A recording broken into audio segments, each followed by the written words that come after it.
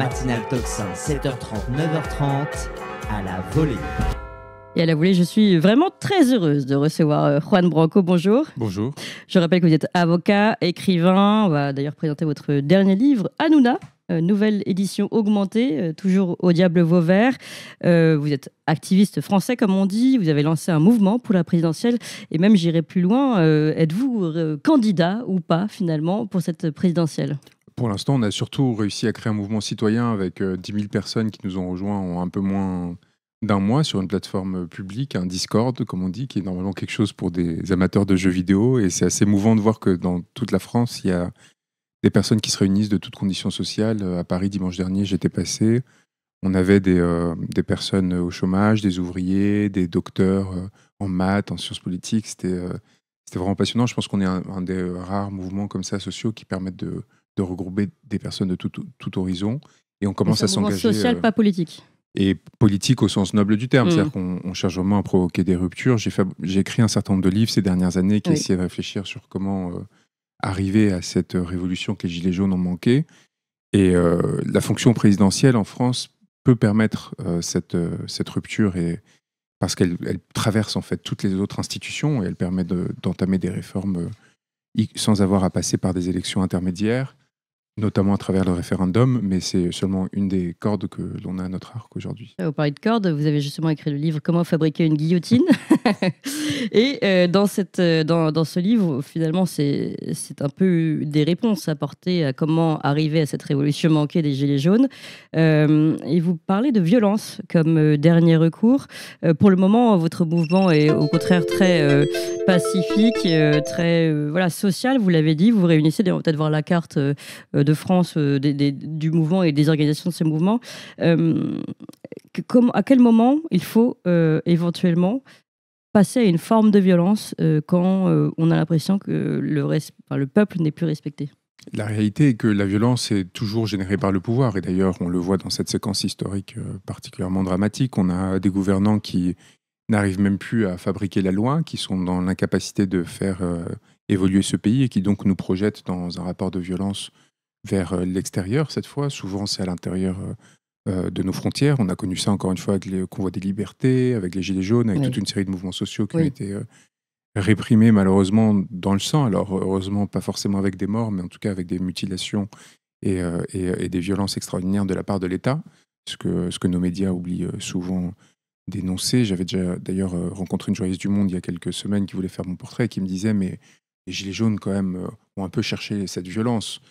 Et je lui ai rappelé que, dans mon souvenir, ce n'était pas eux qui avaient amputé ou éborgné un quelconque membre de nos forces de l'ordre, et qu'à l'inverse, celles-ci avaient reçu instruction d'agir en ce sens. Oui, tout à fait. Parce que souvent, on parle de violences policières, mais ceux qu'on a connus, ce sont des violences politiques. Donc on est face à une situation où de cette violence, cette répression intérieure, qu'on peut comprendre, parce que ce pays devient, pas infernal, mais il est dans une forme de décadence qui est un peu attristante. Hier encore, j'ai reçu, alors je vais sembler ignare, mais la CFE, que vous devez connaître, la contribution des entreprises, si je ne me trompe pas, et mon assistante qui arrive en disant « on a encore reçu quelque chose des impôts ». On a une sorte de valse des acronymes comme ça, de ce que j'ai compris, c'est une sorte de substitution de la taxe d'habitation qui finalement donc n'a pas été complètement supprimée. Non, c'est sûr qu'elle n'a pas été supprimée. Enfin, elle a été relancée x4 un peu partout. Et quand j'ai un peu vu les taux, j'ai remarqué qu'en gros ça reposait que sur les petits entrepreneurs et les artisans, qu'en fait ça se lissait très vite ensuite. Je pense que ceux qui nous écoutent n'en peuvent plus, y compris et peut-être surtout lorsqu'ils créent eux-mêmes leurs activités, ils sont dans un enfer administratif et bureaucratique qui nuit beaucoup au vivre ensemble. Et donc, en fait, ça génère des formes de violence latentes que nos dirigeants cherchent à projeter vers l'extérieur en s'inventant des ennemis imaginaires. On connaît l'histoire. Et donc là, c'est la Russie, mais quelque part, toute la mise en scène autour de l'Algérie, un peu pitoyable de ces dernières semaines, allait aussi en ce sens, suite à la décision de notre monarque préféré de reconnaître unilatéralement la souveraineté du Maroc sur le Sahara occidental, parce qu'on ne rappelle pas assez que c'est de là qu'on en est arrivé à cette pantomime. On l'a rappelé, mais sur des influenceurs, quelque chose vraiment de dégradant pour la fonction politique, et quelque chose d'un peu plus sérieux, en fait, une fois qu'on est passé par ces distractions, qui est évidemment la mise en scène d'un rapport de guerre avec une puissance nucléaire et avec un pays qui représente un pôle civilisationnel qu'on l'aime ou pas, extraordinairement important et que quelque part, quand on entend nos dirigeants, j'étais très marqué par le fait que le mot paix est complètement absent du champ lexical d'Emmanuel Macron et de nos principaux dirigeants, et qu'il considère comme une menace absolue que outre-Atlantique, il ait commencé à être énoncé à nouveau. C'est quelque chose qui, pour moi, m'apparaît non seulement très, très marquant, mais... On ne peut pas vous accuser d'être trumpiste. Non, ni poutinien, mais c'est là où ça pose ça pose question, parce que on voit bien que la brutalisation de l'espace public, les tentatives de marginalisation, de stigmatisation, sont d'autant plus violentes que des gens essayent d'échapper à la violence. Et c'est là où on remarque en fait qu'on est dans des dynamiques qui sont intéressées et qui visent à nous pousser dans des cycles qui m'apparaissent très dangereux. J'ai l'impression, en fait, et d'ailleurs à vous entendre aussi, qu'on est dans un monde de caricatures. Trump est caricaturé, Poutine est caricaturé, et puis tout le monde ne joue que la caricature de lui-même, en tout cas en Europe et notamment en France. Et puis c'est le pareil avec les partis politiques. On ne va pas revenir sur l'histoire des caricatures de Cyril Hanouna, mais en fait les uns s'accusent d'être antisémites, de l'autre côté racistes, et notre débat n'est qu'un débat entre ombres de théâtre mal jouées. Et on n'arrive plus à accéder à la réalité des Français que vous venez de décrire, c'est-à-dire le grand déclassement, l'asphyxie même des entreprises et des familles. C'est d'une violence d'autant plus marquante qu'on en est arrivé, rappelons-le, en Ukraine notamment, à faire élire un guignol à la présidence de la République, littéralement. C'est-à-dire qu'en fait, la sphère de la représentation, le politique devient une forme de distraction. J'ai été marqué en regardant Dominique de Villepin sur Quotidien hier, donc Quotidien qui est une émission de Martin Bouygues qui avait promis de ne jamais plus recevoir de politiciens, sauf quand l'urgence se fait sentir visiblement, et qui faisait parler Dominique, qui est quelqu'un que j'estime à titre personnel énormément et qui a beaucoup compté dans ma vie, sur un fond... promotionnel sur un film documentaire d'1h30 sur l'orgasme qui allait être présenté par une des chroniqueuses de l'émission. Et donc on parlait avec beaucoup d'aplomb, vous connaissez l'éloquence de cet homme de la situation internationale. Et en fait, au milieu de toute une série de blagues, y compris sur sa candidature, jusqu'au point où ça devenait parfaitement insignifiant. Ça, c'est la caricature d'un système qui s'aveugle à la fois à la situation réelle et à sa propre insignifiance. Et on a quelque chose d'un peu inverse, mais très similaire. C'est Emmanuel Macron qui, dans la caricature de lui-même, décide de réunir tous les chefs d'état-major européens dans le seul but d'avoir une photo avec des hommes en uniforme, comme un petit enfant qui chercherait à s'exciter à l'idée de devenir un chef de guerre. C'est une première analyse peut-être psychologisante, mais qu'il est important quand même de noter et qui me semble cohérente avec le reste de son mandat. Ah oui, c'est ce que j'allais dire. C'est pas la première fois qu'il se déguise, entre guillemets. Voilà. Et par ailleurs, j'espère, je note peut-être la référence à une polémique récente qui a touché à son couple, mais par ailleurs, on a plus sérieusement une situation qui est aussi inquiétante à double titre. C'est-à-dire, d'une part, quelqu'un qui sait bien qu'il ne pèse plus dans le jeu diplomatique actuel, qui a été complètement évincé des discussions, dont on ne parle plus à l'international et qui essaie de nous utiliser quelque part comme support pour rebondir et pour nourrir une forme de notoriété, et qui est prêt pour cela à simuler un début d'entrée en guerre d'un continent qui n'en a pas les moyens à l'égard d'un pays qui appartient à ce continent, qui n'a pas du tout l'intention de déclencher des hostilités à notre égard. Et je suis très marqué du manque de maturité, alors là, pas seulement de notre classe politique, mais j'ai l'impression, et je le crains, d'une partie de notre appareil étatique qui ne comprend pas que l'agressivité réelle dont fait preuve la Russie à l'égard de la France dans un certain nombre de terrains d'opérations étrangers, notamment en Afrique ou dans le domaine des services de renseignement, fait partie de l'éventail de modalités d'action dont disposent les grandes puissances et dont elles ont toujours joué, qu'on a probablement oublié à force de se laisser intégrer au sein de l'espace impérial états-unien, ce qui quelque part nous protégeait et nous faisait oublier que la réalité du monde et de la géopolitique est particulièrement hostile, et que dans cette réalité-là, on était très loin d'une volonté de déclencher des hostilités. Or, en tout cas, la façon dont c'est mis en scène dans l'espace public semble donner à croire que M. Poutine aurait des velléités de cet ordre-là directes à notre égard, ce qui n'est pas le cas, et quelque part, preuve d'une forme de patience au regard de notre engagement, notamment sur le terrain du conflit russo-ukrainien. Oui, là, c'est très intéressant ce que vous dites. On va revenir sur la naïveté, ou en tout cas l'immaturité, je crois que c'est plutôt ce que vous avez dit, d'une partie de notre élite gouvernementale. Mais pour revenir juste sur ces conflits violents, ce retour de la violence plutôt sur la scène internationale, enfin retour entre guillemets de la violence sur la scène internationale qu'on n'aurait pas su capter, peut-être aussi s'interroger sur le rôle d'une diplomatie oubliée, enfin une diplomatie mise de côté. Beaucoup de cette violence actuelle pourrait être épargnée si on avait une diplomatie qui faisait son travail, c'est-à-dire si on savait échanger avec l'adversaire ou avec l'autre en fait. Oui, ça a été un peu Moi, j'ai essayé de montrer l'exemple en m'entretenant avec Alexander Dugin, qui est un des penseurs les plus influents aujourd'hui en Russie, parce que je note qu'on n'entend pas du tout dans l'espace public français les voix intellectuelles ou justement institutionnelles russes, c'est-à-dire de notre adversaire aujourd'hui. Elles sont même interdites aujourd'hui en France. Ce qui dit quelque chose de notre fragilité. C'est-à-dire qu'en fait, notre peur d'entendre l'adversaire et d'essayer de le comprendre dit quelque chose oui, c'est ça, de notre absence d'assises. Et c'est sûr qu'avec le niveau intellectuel moyen de nos classes politiques, je peux comprendre qu'ils soient effrayés à l'idée de se confronter à l'égard d'une quelconque position contraire. Je comprends un peu moins qu'ils ne se rendent pas compte que ce faisant, on s'aveugle et on se laisse entraîner dans des mécaniques qui ne nous appartiennent pas. Et de la même façon on se retrouve aujourd'hui à nu après s'être mis dans la roue des démocrates américains pendant des années de façon complètement aveugle et impensée, bien la violence de ce retournement très rapide lié à l'élection de Donald Trump, qui quand même était annoncé, c'est-à-dire que depuis novembre, on aurait pu s'y préparer. On parle beaucoup de l'Ukraine, on parle très peu des droits de douane qui vont être un tremblement de terre économique pour nous, et on n'en parle pas parce qu'on n'a aucune idée de comment réagir. Ça fait des années que l'on sait que la seule façon de sauver cette construction bancale, et à mon avis morte avant d'être née, qu'est l'Union européenne, consistait à mettre en place nous-mêmes en fait des dispositions protectionnistes de cet ordre-là, notamment sur des critères de protection industrielle, écologique et ainsi de suite. Ça n'a jamais été fait.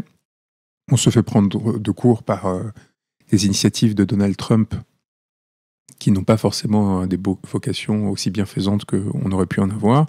Eh bien, c'est les populations qui vont payer une nouvelle fois. C'est quelque chose... Enfin, on se demande pourquoi est-ce qu'on paye... On va rétorquer tout de même en augmentant les droits de douane, côté européen. Oui, c'est ça.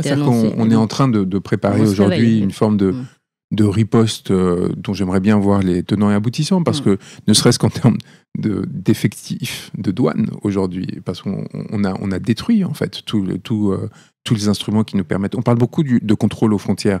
On ne se rend pas compte que même si demain on décidait de sortir de l'Union européenne, ce serait un cataclysme parce qu'on n'a pas du tout les moyens de reprendre le contrôle sur ces frontières-là, et on ne les a évidemment pas créées à l'échelle européenne. Donc, ce qui a d'ailleurs amené à beaucoup de drames, y compris en Méditerranée, au détriment des personnes qui essayaient de venir sur notre territoire. Il ne faut pas l'oublier. Donc, on est sur une situation où, quel que soit notre bord idéologique, on se retrouve face à un fonctionnement parfaitement défaillant qui pose question, parce que j'en reviens je parlais de lourdeur bureaucratique.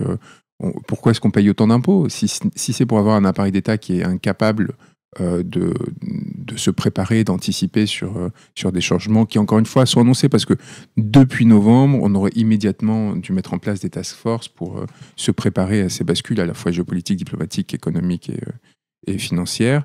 Ça n'a pas été fait. Là, aujourd'hui, on fait comme si le pouvoir de Trump était éternel, infini, et comme si, justement, il n'allait pas y avoir de contraintes au sein des États-Unis qui allaient moduler son action. Donc, on joue à la paranoïa. Mais pareil, ça reflète un manque de pensée, d'expérience de ces systèmes. Alors deux choses, parce que vous dites que ça n'a pas été fait. Est-ce que ça n'a pas été fait volontairement? Les task force, les McKinsey, etc., ils les ont. L'objectif de McKinsey et des autres est-il réellement de sauver l'Europe ou de sauver la France et ses intérêts? C'est une vraie question. Et attendez, je vais juste aller un tout petit peu plus loin, puisque ça fait plusieurs fois que vous soulignez justement l'incapacité de notre élite. Je voudrais qu'on aille un tout petit peu, avant de revenir sur notre scène nationale, quand on parle de l'immaturité de cette élite, vous en connaissez particulièrement, vous connaissez Gabriel Attal, du coup, par ricochet, de connaître Raphaël Séjourné et toute cette, on va dire, toute cette clique.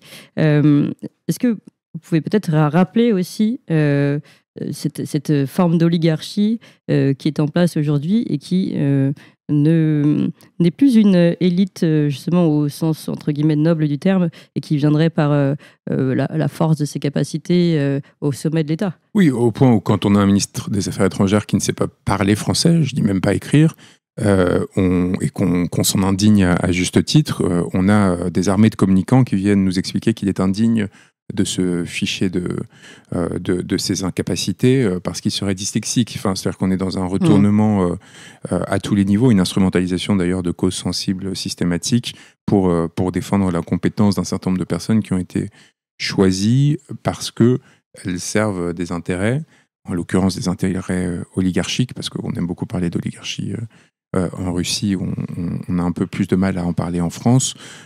On a une sorte de monopole qui a été construit sur les médias par des forces économiques qui dépendent de l'État et qui donc dépendent de leur capacité à influencer les élections. Ça fait écho d'ailleurs à ce qui s'est passé en Roumanie. Je trouve ça merveilleux qu'ils aient annulé l'élection là-bas parce que je me dis qu'on a peut-être une chance de faire annuler les prochaines ici au regard de la prégnance de ces manipulations dans l'espace informationnel de la part de nos oligarques. Donc ça, c'est un premier point. Attendez, oui. Vous dites que ce sera possible de faire annuler les élections ici.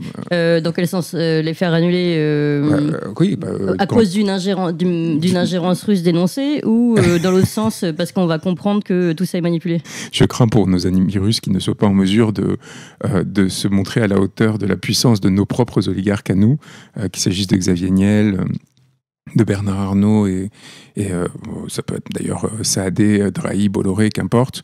Ce sont eux qui font la pluie et le beau temps aujourd'hui sur l'espace politique français. Et oui, mais les juges ne le reconnaîtront pas, ça. Ah oui, j'étais tout à fait ironique quant au fait que nos chères autorités soient en mesure de se montrer cohérentes. C'est-à-dire que s'ils veulent commencer à annuler des élections parce qu'on interfère sur la production de l'information, je pense que la France serait le premier pays dans lequel ils auraient à intervenir, et ce, dès 2017 à minima. Donc, on peut rappeler le livre Opération Macron de Stemler à ce sujet. Oui, bien sûr. Opération Macron, ce que j'ai écrit avec Crépuscule, et de façon générale, ce qu'on a vu et qu'on continue de voir aujourd'hui, que ce soit les opérations de promotion à grands frais qui ont été mises en œuvre pour nous vendre Gabriel Attal l'année dernière.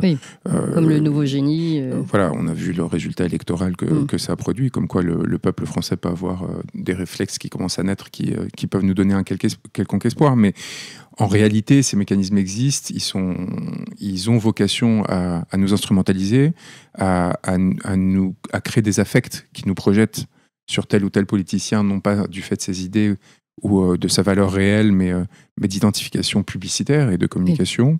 Le marketing, le clientélisme. Et ça génère de la médiocrité.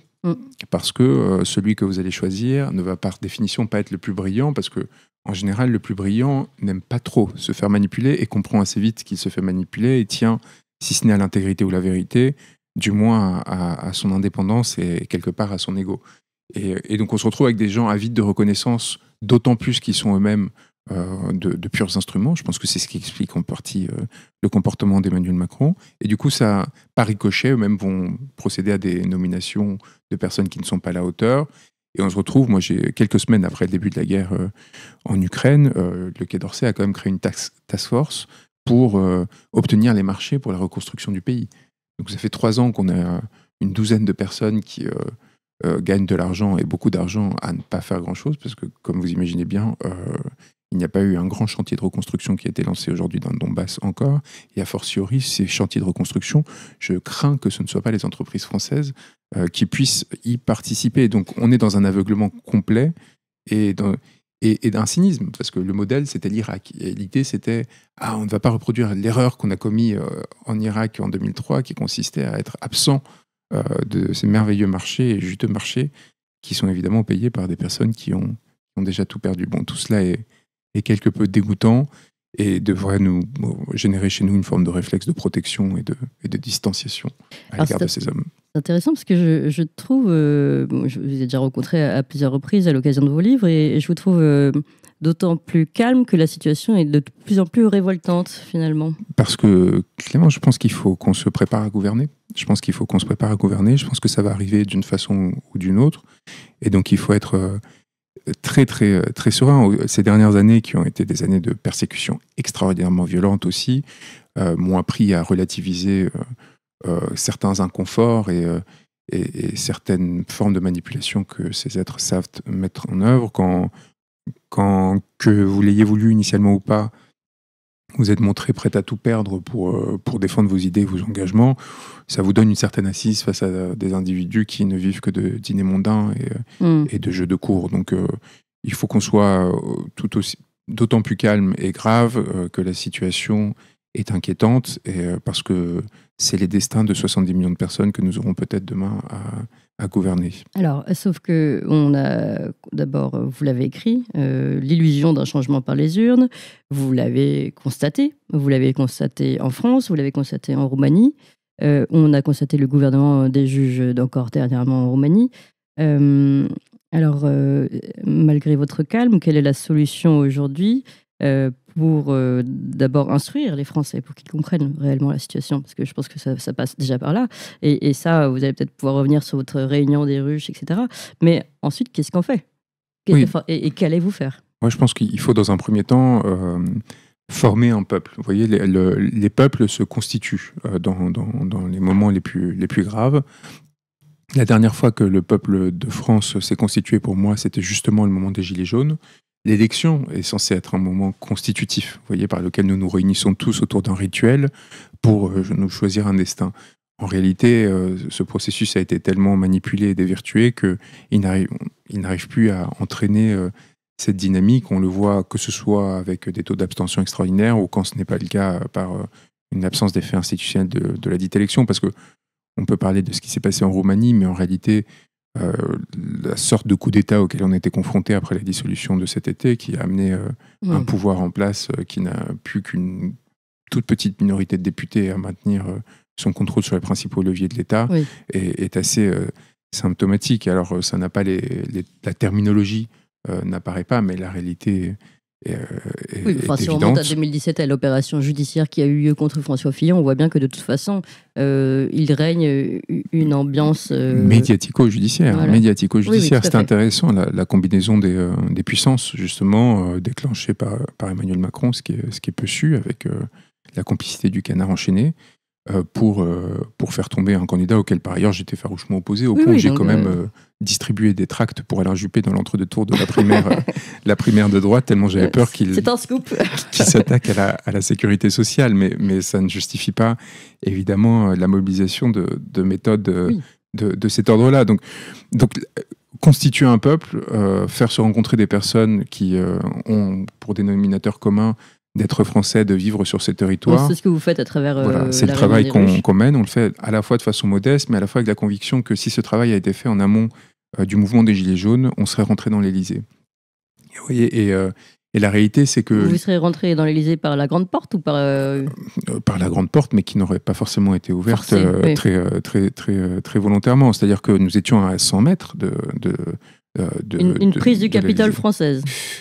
Oui. Mais vous auriez été en prison comme d'ailleurs. Non, parce que comme ça a été rapporté par les médias depuis, un hélicoptère était prépositionné pour évacuer Tout à fait. le président Macron et ses proches. Et je peux vous assurer que les corps institués seraient intervenus, non pas pour nous donner le pouvoir, parce que ce n'était pas notre objectif de le prendre, mais pour organiser une suite qui corresponde plus aux attentes du peuple français. Donc on a eu une occasion historique qui a été violemment manquée. Attendez, vous pensez que si Emmanuel Macron aurait pris les airs. Vous vous souvenez pas de... Ah oui, ça n'aurait pas eu le même effet que quand le général de Gaulle est parti à Baden-Baden. Oui, je peux vous assurer que... il aurait été remplacé immédiatement. Ça aurait été difficile pour lui de revenir, on va dire. Oui, bien sûr, ne serait-ce que du fait de la démonstration de son manque de courage. Mais rappelez-vous qu'à cette époque, et encore une fois, ce n'est pas l'alternative idéologique ou partisane que j'aurais choisie, Martin Bouygues avait offert à Marine Le Pen sur le 20h de TF1 un regard caméra, une adresse au peuple français, qui était une façon implicite d'annoncer qu'elle aurait été en mesure de prendre le relais. Quelles auraient été les conséquences? Je n'en sais rien, mais ce qui est certain, c'est que... En fait, ce que vous voulez dire, c'est que le système médiatico-politico-judiciaire était prêt à remplacer Emmanuel Macron à ce moment-là. Bien sûr. Et n'était pas prêt, justement, mais se serait mis en marche et ça aurait créé, en fait, un espace sur lequel on aurait pu appuyer pour orienter le processus. Créer une bascule, mais la bascule n'allait pas forcément, elle continue d'aller dans le sens de leurs intérêts. Parce que nous n'étions pas prêts. Parce que nous ne nous étions pas constitués en amont, à la fois avec un horizon idéologique commun. Tout mon travail consiste à dire quels sont les éléments clés qui pourraient rassembler les Français à nouveau. Moi, je pense que des questions comme un référendum sur l'appartenance à l'Union européenne et à l'OTAN, c'est-à-dire rendre la possibilité au peuple français de se prononcer, libérer les médias du système oligarchique, c'est-à-dire s'assurer qu'ils soient sur un contrôle citoyen. Tout ça sont des éléments qui peuvent faire consensus, que l'on soit de droite, de gauche, d'extrême droite, d'extrême gauche, qu'importe. Et à partir de là, en fait, en créant des référendums d'initiative citoyenne, des mandats impératifs et révocatoires, s'assurer qu'il y ait une transformation radicale de la prise de décision dans ce pays. C'est-à-dire qu'on reprenne le contrôle. Et ensuite, à chaque force politique de se réorganiser, mais cette fois à nouveau sur des bases saines et pas corrompues, comme c'est le cas aujourd'hui, parce qu'aujourd'hui, il faut être un courtisan, il faut faire des compromissions, il faut permettre l'élection de Richard Ferrand à la présidence du Conseil constitutionnel. Mais pardon, je suis désolée, je reviens un peu en arrière. Là, je ne vois pas le scénario, en fait. À quel moment vous pouvez vous créer, vous reformer un peuple, mais à quel moment le peuple peut prendre une place dans ce système que nous avons? Je ne vois pas à quel moment. Et donc quelle est la faille? On a deux hypothèses. Pour vous. Soit on joue le jeu de l'élection présidentielle de façon humble, c'est-à-dire que comme on le fait, je le fais aujourd'hui, on fait des déplacements. Vous savez... pression, les maires qui ont peur parce que c'est publié, enfin vous connaissez tout ça. On va vous mettre une cible dans le dos. C'est déjà le cas et on a survécu. Et c'est peut-être ça ma force. C'est-à-dire que quand vous avez déjà été accusé de viol, de harcèlement, de je ne sais pas quelle histoire ils ont pu inventer. Mais ils vont trouver autre chose. Maintenant vous êtes pro-Poutine certainement. Voilà, mais vous voyez comment en fait on est rare à avoir survécu à des offensives aussi violentes, de médias de premier plan, d'institutions judiciaires et ainsi de suite. Et ça commence à créer une forme de résistance, y compris au sein d'une partie du peuple, à l'égard des campagnes de calomnie et ainsi de suite. C'est-à-dire qu'on n'arrive pas comme le perdreau de l'année, prêt à se faire emboucaner par le premier venu. Donc l'assise psychique, mais aussi de notoriété, elle existe. Ensuite, il manque l'organisation. Deuxième point fondamental, d'où la question de la structuration territoriale. Ensuite, il reste à construire une popularité au sens noble du terme, c'est-à-dire vraiment aller sur le terrain, rencontrer, popularité vraiment littéralement, c'est-à-dire rencontrer des gens, commencer à réunir. Quand on réunit 200 à 300 personnes sur chaque déplacement dans des petites villes sur l'ensemble du territoire, c'est que peu à peu, quelque chose est en train de se coaguler. Et ensuite, on reprend l'offensive. Emmanuel Macron, il est dans une ville vide quand il se promène. Voilà, c'est ça. Et ensuite, on reprendra l'offensive, y compris sur leur terrain, y compris médiatique, mais calmement. Et entre-temps, la question, par exemple, des 500 parrainages, moi, j'ai commencé cette initiative en échangeant avec ce que le système adore qualifier de petits candidats, des gens comme Jean Lassalle, comme Jacques Cheminade, sur les façons qui les ont amenés, malgré un déficit de notoriété encore plus important que celui auquel on pourrait être confronté, à réussir à avoir ces 500 parrainages, à se présenter. Donc ça, c'est un pan, c'est la question de la présidentielle qui est relativement simple, contrairement à ce qu'on pourrait penser. Et la deuxième, c'est en parallèle, se préparer à toute éventualité, que ce soit... Parce qu'on sait très bien que si jamais... Oui, mais justement, mais Lassalle, il savait qu'il n'allait pas percer, donc ça plaisait aux médias. Mais vous, si on considère que vous êtes dangereux, vous ne serez pas le gentil candidat qu'on va inviter, qui va chanter... on va être très méchant et ils vont le sentir passer, comme on dirait, et on ne va pas dévoiler toutes les cartes qu'on a entre les mains aujourd'hui, mais je pense que ça va être une aventure qui va être extraordinairement violente pour moi et extraordinairement stimulante on a démontré depuis 2017 une capacité à aller prendre de cours de façon régulière qui me rend très optimiste à cet égard. Mais de toute façon, ce que j'allais vous dire, c'est que cette branche de notre engagement n'est qu'une branche. C'est-à-dire que l'objectif est double. D'une part, c'est que ce soit beau en soi déjà, c'est-à-dire que ça ait un sens en soi, quel que soit le résultat, premier point. Deuxième point, c'est se préparer à des circonstances historiques où la bascule n'interviendra pas par l'élection. Et ça, ce sont des circonstances historiques qui peuvent revenir beaucoup plus vite qu'on ne pourrait le penser. Mais alors, ça veut dire quoi, n'interviendra pas par l'élection ? Le peuple français a été sidéré de façon répétée ces dernières années par des événements aussi divers que la Covid ou autres, qui ont éteint des mobilisations. Je pense aussi par exemple à l'incendie de Notre-Dame, un jour où Emmanuel Macron devait se prononcer sur les Gilets jaunes, où le mouvement des Gilets jaunes était encore très vivant. Et ces sidérations ont été très utiles au pouvoir. Aujourd'hui, c'est la menace de la guerre, je crois que c'était fait exprès. de la conscription, ainsi de suite. Ne soyez pas complotiste, ma chère Clémence. Mais la question qui se pose maintenant, c'est on commence à avoir cette maturité collectivement par rapport à c'est pas tant que les événements en soi aient été provoqués que la réaction politique qui cherche à faire de ces événements des instruments pour pouvoir permettre d'asseoir leur autorité et leur pouvoir justement sur le peuple. Et donc, on commence à avoir des réflexes défensifs qui font qu'on est à chaque fois un peu moins poreux à des manipulations qui ont un éventail assez réduit finalement. Vous voyez, c'est pas non plus... ils peuvent pas réinventer la Lune à chaque fois pour nous soumettre. Et donc, j'attends la réponse sur les urnes. Hein. Et donc, à côté de l'hypothèse des urnes, si vous avez une reconstitution... On a senti naître un certain nombre de germes, par exemple, sur les ZFE. Sauf que le pouvoir a été plus intelligent qu'au moment des Gilets jaunes, et au lieu de s'entêter comme Édouard Philippe l'avait fait sur la taxe carburant, ils ont décidé de renoncer à appliquer des sanctions sur les ZFE. Mais je peux vous assurer que si les ZFE avaient effectivement été appliqués, ça aurait bouilli très vite. Et c'est là où notre responsabilité à nous, moi, je ne vais pas déclencher une révolution en France. Par contre, quand une révolte naîtra similaire à celle des Gilets jaunes qui recueillera un assentiment majoritaire, il faut qu'on soit en mesure de passer à l'action à travers un certain nombre de méthodes qu'on a exposées, notamment dans Comment fabriquer une guillotine, pour pouvoir s'assurer que ce peuple, cette fois, soit entendu et l'emporte. Voilà, donc on a une sorte de spectre d'action assez large qui, à mon avis, doit un peu inquiéter les membres des services de sécurité qui nous écoutent, et je les embrasse chaleureusement. Nous aussi, on les embrasse. Mais je suis sans aucun doute sur le fait qu'on aura une opportunité historique à cet égard-là. Et quand je dis « on », ça ne me concerne même plus personnellement, parce que tout le travail que je fais est aussi un travail à la fois de détachement par rapport au pouvoir et de redistribution du savoir. Là, je vous ai amené Hanouna, qui peut sembler anecdotique, mais qui réfléchit justement sur la façon dont la communication est fabriquée en France. Voilà. Mais il y a 15 ouvrages qui ont été publiés ces dernières années qui consistent à distribuer tout ce que j'ai accumulé comme savoir sur le fonctionnement de l'État et du système politique, de façon à ce que des gens puissent s'en saisir et éventuellement prendre le relais. On est sur un combat C'est pas forcément, entre guillemets, pour vous. C'est pas seulement que c'est pas pour moi, mais que c'est pas nécessairement à travers moi non plus. Enfin, vous voyez, en fait, on a cette idée de faire peuple m'apparaît fondamentale, surtout à un moment où la résurgence d'autres structures hostiles menace notre devenir. Et ma priorité, c'est de donner des instruments à ce peuple. Moi, j'ai une carrière qui, avant les Gilets jaunes, était très tournée vers l'international, que ce soit avec Wikileaks et Julian Assange, des institutions internationales comme la Cour pénale internationale, ainsi de suite. Et je pense qu'il n'y a pas plus émouvant et transformateur dans la vie d'un homme que de rencontrer un peuple. Vous voyez, les Gilets jaunes m'ont permis de croiser et de me lier à ce peuple-là. Et depuis, en fait, tout s'est recentré sur l'échange avec les personnes qui sont aux avant-gardes de ce peuple et le fait d'armer leurs esprits, pour reprendre le terme d'Aurore Berger, au moment où elle avait dénoncé en justice Crépuscule, parce qu'elle considérait que c'était un livre plus dangereux que beaucoup des forces qui se mobilisaient alors sur le terrain. Peut-être une des rares fois où finalement elle a eu un éclair de lucidité. De la part de quelqu'un qui s'appelait Aurore au sujet d'un livre qui s'appelle Crépuscule, je trouvais ça merveilleux comme hasard de l'histoire.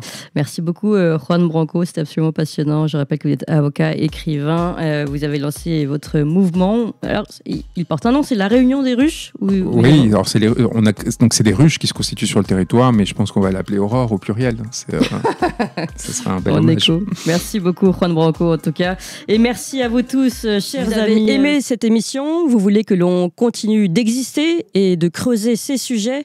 Sachez que nous n'avons ni subvention, ni milliardaires, ni oligarques derrière nous, que nous ne dépendons que de vous. Donc faites un don à toxin-media.fr, toxin-media.fr, et encore mieux, faites un don régulier pour que nous continuions d'exister. Merci.